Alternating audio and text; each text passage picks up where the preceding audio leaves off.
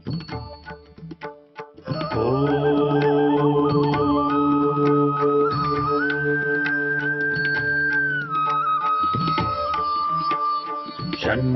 मित्रः शं वरुणः शन्नो भवत्वर्यमा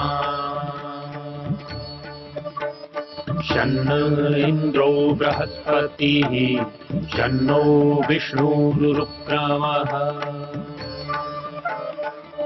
ॐ शान्ति शान्ति शान्तिः।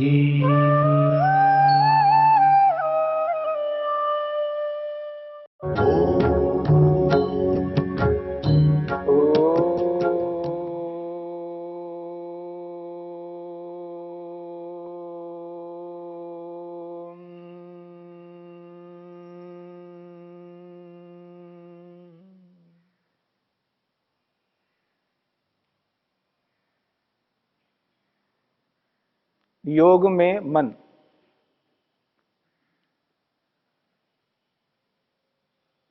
योग मन के माध्यम से किया जाता है,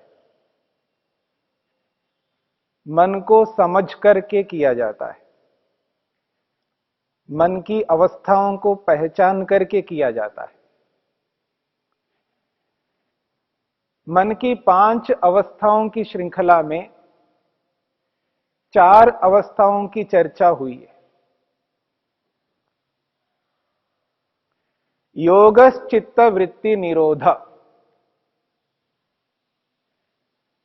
मन के विचारों को रोकने का नाम योग है। यहां पर वृत्ति का अर्थ है विचार। हमारे मन में 2 प्रकार के विचार चलते हैं, अच्छे विचार और बुरे विचार।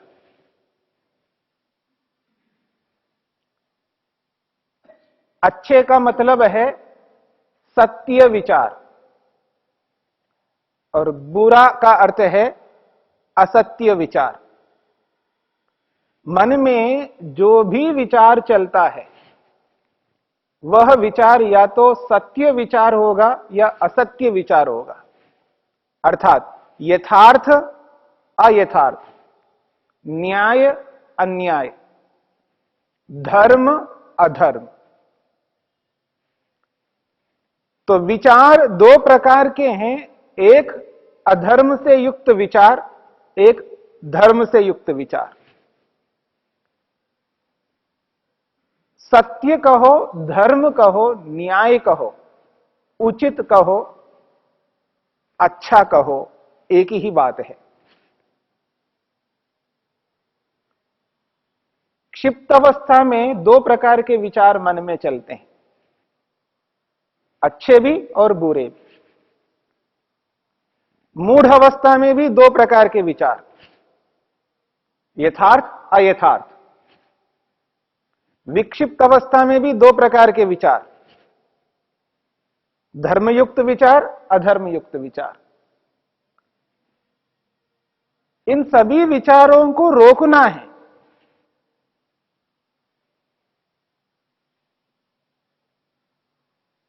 बुरे विचारों को तो रोकना ही है, पर अच्छे विचारों को भी रोकना है। दोनों विचारों को रोकने पर निरुद्ध अवस्था की प्राप्ति होती है। जब निरुद्ध अवस्था की प्राप्ति नहीं होती है, उस स्थिति में हमें बुरे विचारों को रोकना और अच्छे विचारों को लाना है। जो यथार्थ है, वास्तविकता से युक्त है, सत्यता से युक्त है, न्याय से युक्त है,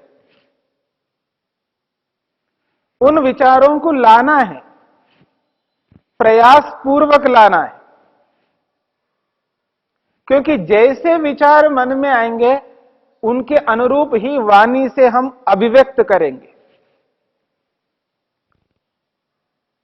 सत्ययुक्त विचार मन में आएंगे तो हमारी वाणी सत्य से युक्त होगी। न्याय से युक्त होगी, धर्म से युक्त होगी। यदि विचार बुरे मन में आ रहे हैं तो हमारी जो वाणी है वो असत्य से युक्त होगी, अन्याय से युक्त होगी। मन का जो प्रभाव है वो वाणी पर आता है, फिर उसी वाणी का प्रभाव शरीर पर आता है। तो विचार दो प्रकार के होते हुए उन विचारों को हमको यह समझना होगा कि जो विचार मेरे मन में चल रहे हैं वो विचार सत्ययुक्त है या असत्ययुक्त है, अच्छे विचार है या बुरे विचार है। यदि वो अच्छे विचार है, वाणी के माध्यम से हम जो कुछ भी अभिव्यक्त करेंगे वो सत्ययुक्त होगा, न्याय युक्त होगा। और जब उन्हीं विचारों को शरीर से जब हम करते हैं, क्रियात्मक रूप से करने लगते हैं, वो उचित ही होंगे। इसलिए मन महत्वपूर्ण है। मन के माध्यम से जो क्रिया प्रारंभ होगी वो क्रिया वाणी के माध्यम से होती हुई शरीर के माध्यम से अभिव्यक्त होगी। और जब वो शरीर के माध्यम से क्रिया अभिव्यक्त होगी, उस क्रिया का जो परिणाम है जिसको हम सुख कहते हैं, वो सुख हमारे लिए सुखदायी होगी, शांतिदायक होगी। यदि मन के विचार बुरे होंगे तो परिणाम स्वरूप शरीर से जो कुछ भी हम करेंगे दुख के रूप में प्राप्त होगा, और वो दुख आत्मा नहीं चाहता। तो मन के जितने भी विचार हम अभिव्यक्त करते हैं, मन में जितने भी विचार चलते हैं, उन समस्त विचारों को देखना होता है कि ये विचार यथार्थता से युक्त है, तत्वज्ञान से युक्त है, या अधर्म से युक्त है, मिथ्या ज्ञान से युक्त है। इन दोनों विचारों को जान करके, समझ करके व्यक्ति इन पर नियंत्रण कर देता है, और नियंत्रण करता हुआ असत्य विचारों को, अन्याय युक्त विचारों को, अधर्म युक्त विचारों को रोकता जाता है, और धर्मयुक्त विचारों को, न्याय युक्त विचारों को, उचित विचारों को वो स्थापित करता जाता है मन में। ये क्षिप्त अवस्था में, मूढ़ अवस्था में, विक्षिप्त अवस्था में इस तरह ये विचार चलते रहते। जब मन की चौथी अवस्था आ जाती है, जिसे हम एकाग्र अवस्था कहते हैं, उस एकाग्र अवस्था में केवल एक ही प्रकार के विचार आएंगे। वो तत्वज्ञान युक्त होता है, न्याय युक्त है, सत्यता से युक्त है, इसलिए विचार एक ही प्रकार के चलते रहेंगे। वहां असत्य विचार नहीं आएंगे। विचारों की श्रृंखला एक ही प्रकार की होगी एकाग्र अवस्था में, और वो जो एक प्रकार की श्रृंखला चलती रहेगी, उस श्रृंखला से व्यक्ति जो कुछ भी क्रिया करेगा शरीर से, वाणी से, उसका परिणाम सुख मिलेगा, दुख नहीं मिलेगा। परंतु इतने मात्र से आत्मा का प्रयोजन पूरा नहीं हो पाता है। इस प्रक्रिया से व्यक्ति सुख को प्राप्त करता है, दुख से दूर रहता है, परंतु वो सुख ईश्वरीय सुख नहीं होगा। ईश्वरीय सुख न होने के कारण से आत्मा का प्रयोजन पूरा नहीं हो पाता। ईश्वरीय सुख पाने के लिए इस एकाग्र अवस्था में जो अच्छे विचार चल रहे हैं उनको भी रोकना पड़ेगा।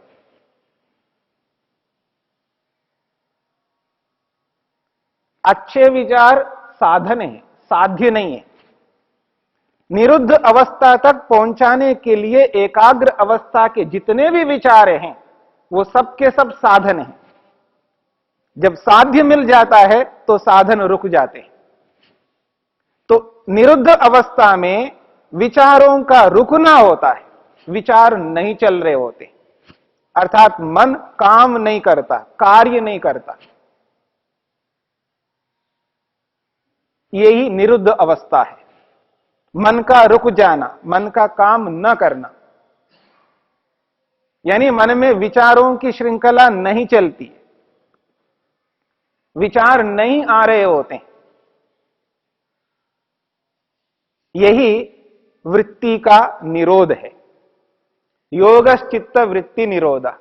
मन की जितनी भी वृत्तियां हैं, यानी मन के जितने भी विचार हैं, वो सारे के सारे विचार रुक जाते हैं।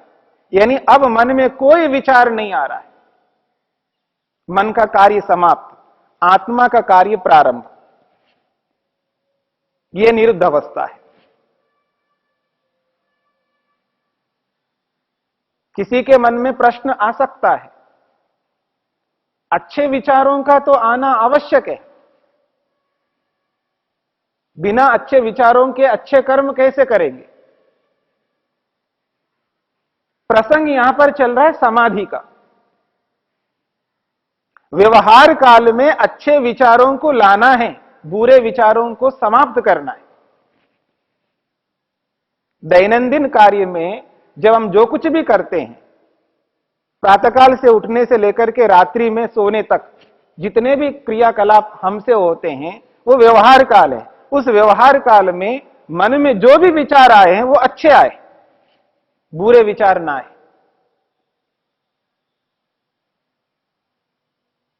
क्षिप्त अवस्था में भी अच्छे विचारों को लाना हमारे हाथ में, मूढ़ अवस्था में भी अच्छे विचारों को लाना हमारे हाथ में, विक्षिप्त अवस्था में भी अच्छे विचारों को लाना हमारे हाथ में, और बुरे विचारों को लाना भी हमारे हाथ में।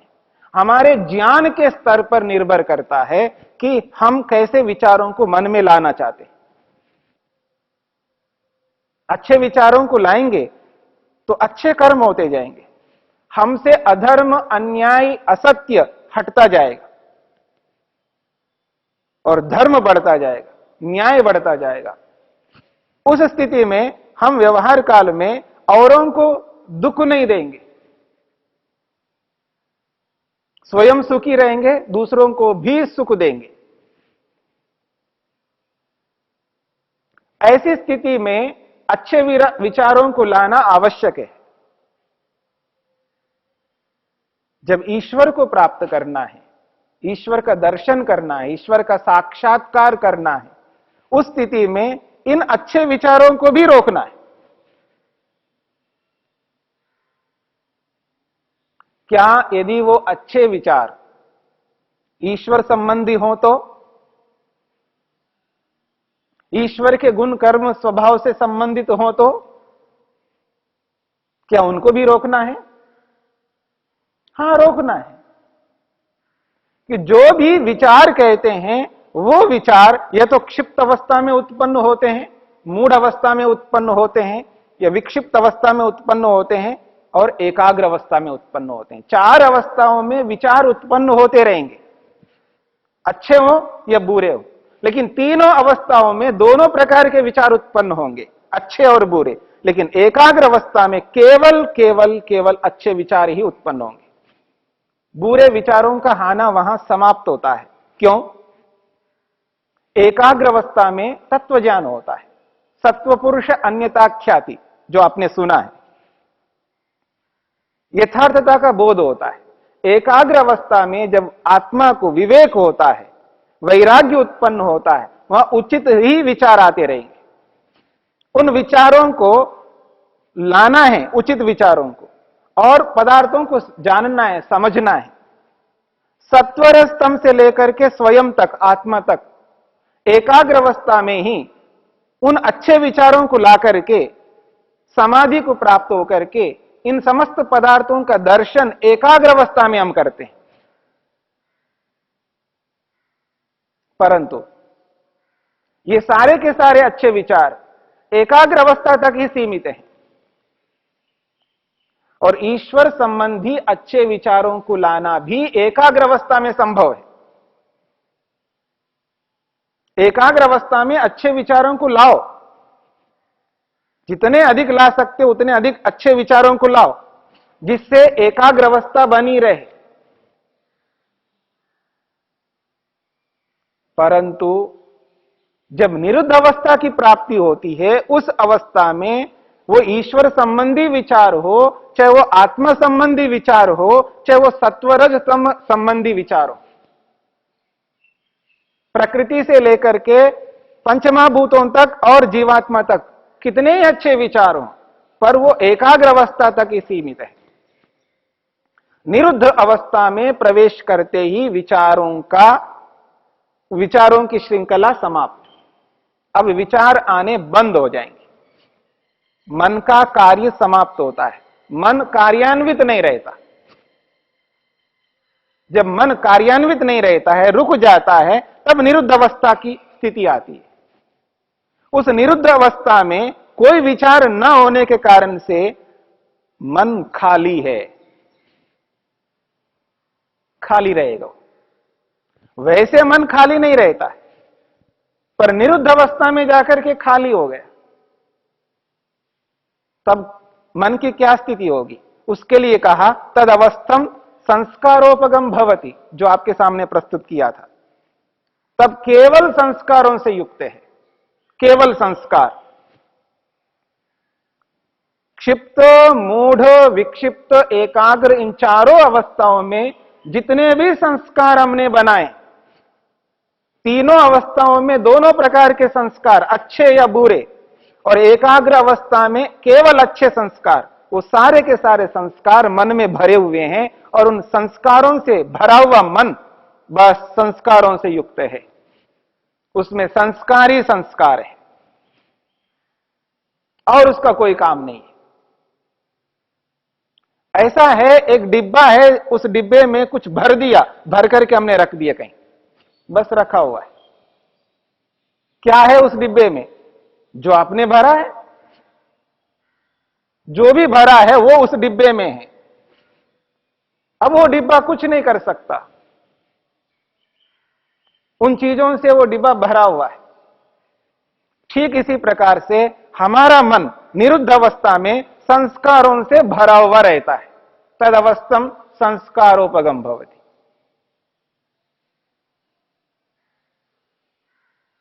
उस स्थिति में जाकर के आत्मा परमात्मा के साथ जुड़ जाता है। तब सीधा आत्मा परमात्मा का दर्शन करता है, साक्षात्कार करता है। और वो जो साक्षात्कार है, उस साक्षात्कार को भी समाधि यहां पर कहा है, और ये अंतिम समाधि है। ये समाधि की पराकाष्ठा है। बहुत सारी समाधियां हैं, जैसे आपने सुना है संप्रज्ञात समाधि में। उन समाधियों की श्रृंखला में ये जो निरुद्ध अवस्था की समाधि है, ये अंतिम समाधि है। समाधि की ये पराकाष्ठा है, इसके बाद और कोई समाधि नहीं। इसी निरुद्ध अवस्था में ईश्वर का जो दर्शन हो रहा है, वो दर्शन आत्मा को हो रहा है। वहां उस दर्शन के बीच में मन नहीं है, इसलिए मन रुका हुआ है। मन एक ओर रुका हुआ है, संस्कारों से भरा हुआ है, एक ओर से आत्मा परमात्मा के साथ जुड़ा हुआ है, और सीधा परमात्मा और जीवात्मा का दोनों का संबंध है यहां पर। उस स्थिति में मन खाली है, उसका काम पूरा हो गया है। मन को जो करना था सो कर लिया है। भोग कराना मन का काम है, और निरुद्ध अवस्था तक पहुंचाना मन का काम है। यही निरुद्ध अवस्था है।